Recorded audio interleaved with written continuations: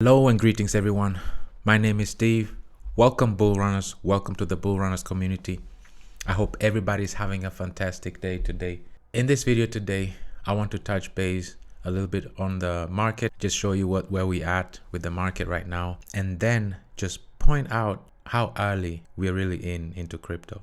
I have to smile when I say that because that's something that is being really used so often, but then it's just left there in the room, But in this video today, I'm going to show you some sources that really highlight how early we are in this space. A lot is going on right now, looking at the world as a whole.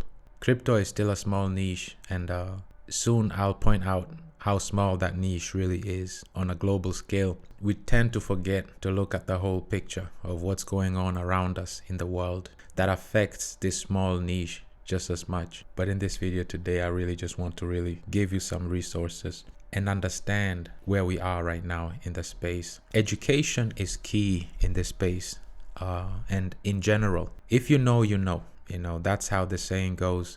So I just want to present you the community with a lot of sources, just make you understand that we're in a space where crypto is not going anywhere. The distributed ledger technology is not going anywhere. Actually, it's being used heavily already. So let's start with the market. Let's look at the market overall right now. We are still hovering right at $1 trillion in market cap. We are down just under 1% for the day. Bitcoin dominance is at 41.8%. Ethereum is in the low 18%. Bitcoin is at 21,700. Ethereum just made it back up to 1,500. The news was that the SEC now is going after the stablecoin of Binance, which is actually completely ran by Paxos, which is in the US. And because Binance is not in the US, there's no other way to get to them. So they go after the company in the US that actually is fully responsible for their stablecoin,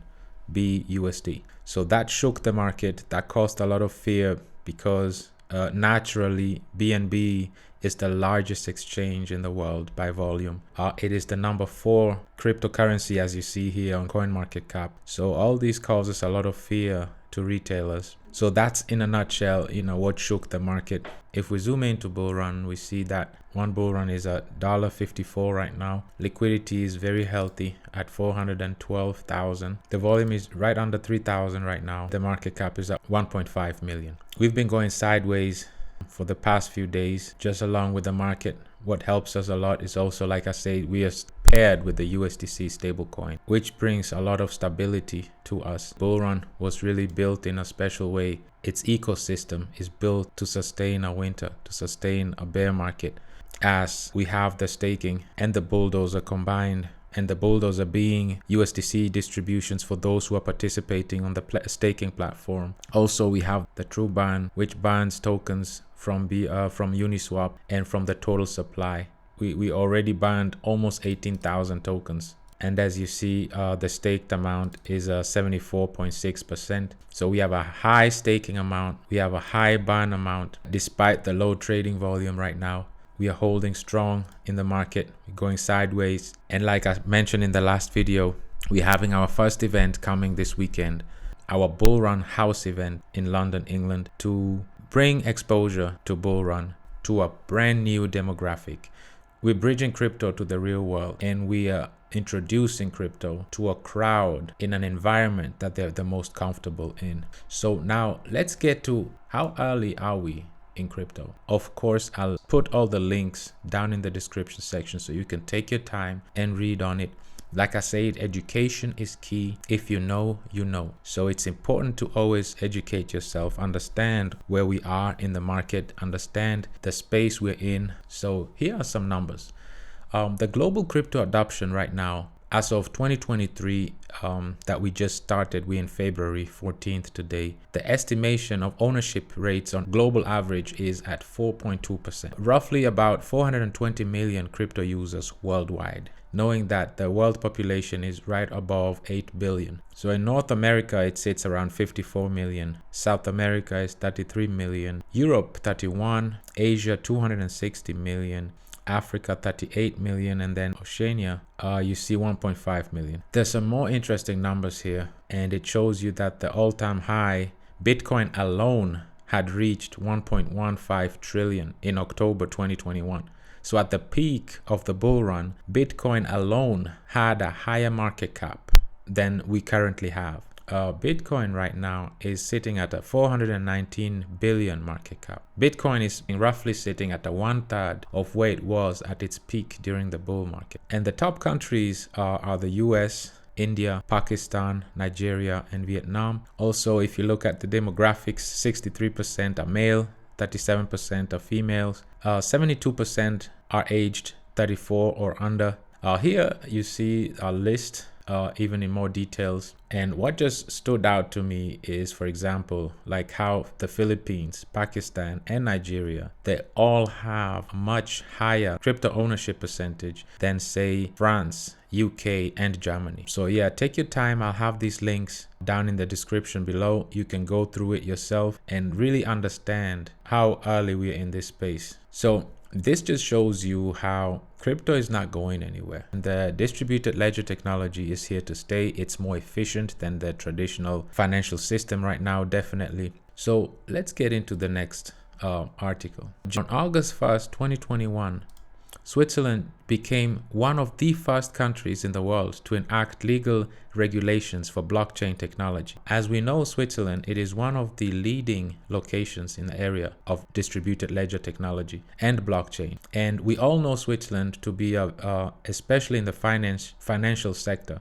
Switzerland lays emphasis in ensuring that the same rules apply to cryptocurrencies as to the real monetary assets, the real financial system. And Switzerland is actively working for the rapid international implementation to set international standards. And that's what's being discussed in these two organizations that I want to highlight. If you're in the financial industry, there's these two organizations that you just must know about. The first one is the World Economic Forum. It is in Geneva, Switzerland. The World Economic Forum is an international organization of public and private corporations. All you need to know right now is that basically the elite of the world meet in Davos, Switzerland once a year, and they discuss behind closed doors how the laws of the world are being shaped in the global economy.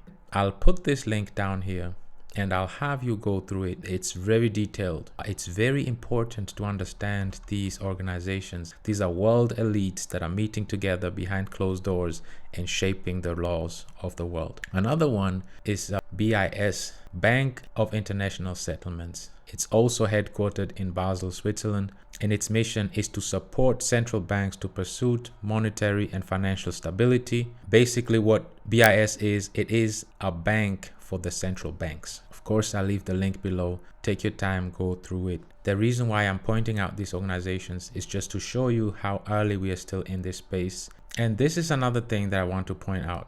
I told you about the BIS, the Bank of International Settlements. So what happened is there is currently no form of state-backed cryptocurrency, so-called CBDCs. However, on October 8th, 2019, the Swiss National Bank entered into an operational agreement with the Bank of International Settlements, the ones that I just talked about earlier, which is a bank for the central banks. The aim of this innovation hub is to gain in-depth knowledge of the relevant technological developments that affect the task of central banks. The takeaway of this article is that the project was implemented in form of feasibility study. Bank of International Settlements, the Swiss National Bank, did a feasibility study and the result was positive. It actually involved the Citibank, Credit Suisse, Goldman Sachs, Hypothek Bank, UBS, all these together, that a CBDC has been tested and it's ready. Nevertheless, it cannot yet be concluded that the Swiss National Bank will issue such a digital currency, but it's ready. Moreover, tax authorities in the canton of Zug started accepting Bitcoin and Ethereum for tax payments as of 2021, making it the first Swiss canton in which taxes can be paid in cryptocurrencies. It just shows you how early we are in this space. Just in 2021, as we discussed in August, the distributed ledger technology was accepted and had a legal framework. And that's the same time when tax authorities in the canton of Zug accepted Bitcoin and Ethereum as tax payments. we are really early in this space. And as you see, this is a country that is setting the standards. The World Economic Forum is headquartered in Switzerland. The world leaders come here to discuss the future laws of crypto and in general the future laws of the world. The Bank of International Settlements is also in Basel, Switzerland. So if Switzerland is already using the distributed ledger technology, accepting Bitcoin and ETH for tax payments, the government has legal frameworks since August 2021 in place for the distributed ledger technology. This just shows you that, global adaptation is imminent. They're laying down the foundation, and then they'll want to impose that on a global scale. And they're doing that through this organization right here, World Economic Forum. This is where they're shaping and discussing all that and making it a uniform law and rules on a global scale. Community, I hope this video was informational to you. It's just to really highlight how early we are in this space. There's only 4.2% of crypto users worldwide. We are very early in this space. Legal frameworks are already placed for blockchain technology in Switzerland, which is the financial hub, and that's the country where world leaders, global elites are meeting annually. If a country as important as Switzerland is already implementing that, and they're working together, the government and the traditional financial powerhouses such as Credit Suisse, UBS, Goldman Sachs, Citibank, to utilize the blockchain technology. It's only a matter of time that it will be rolled out through the channels like I showed you, through the World Economic Forum and through the Bank of International Settlements. It will be rolled out and made law that these entities will be pushing the agenda of the blockchain technology. So community, that's how early we are in this space, and I just wanted to highlight that and point that out to you, to realize that even though on a global scale a lot of companies are being shaken up, that's natural, that's very important, because only the strong will still survive. So this is what the video was all about, to show you that we are in early. Crypto adaptation is in full swing. One of the most important financial hubs in Switzerland has already accepted the blockchain technology. It's here to stay. We're not going anywhere. And that's the message for today. I hope this was informational. I wish everyone a wonderful rest of their day. Thank you very much. And as always, let's keep in touch.